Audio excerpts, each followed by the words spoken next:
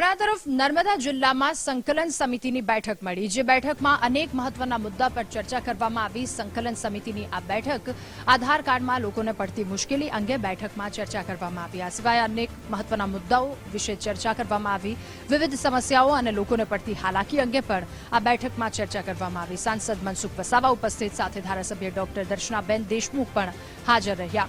ડેડિયાપાડાના ધારાસભ્ય ચૈતર વસાવા પણ આ બેઠકમાં હાજર રહ્યા અને લોકોના પ્રશ્નોને લઈને ચર્ચા કરવામાં આવી। આ બેઠકમાં ચૈતર વસાવાએ આધાર કાર્ડ સંબંધિત સમસ્યાને દૂર કરવા માંગ કરી છે।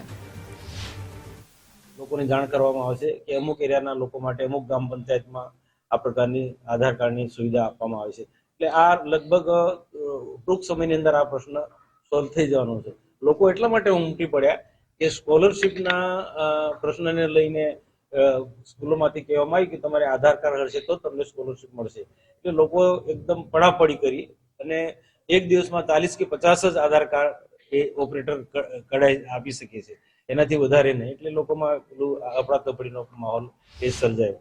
નર્મદા જિલ્લામાં આધાર કાર્ડ અપડેટ કરાવવા અને કેવાયસીની જે સમસ્યા ઊભી થઈ છે એની તાત્કાલિક ધોરણે નિરાકરણ આવે।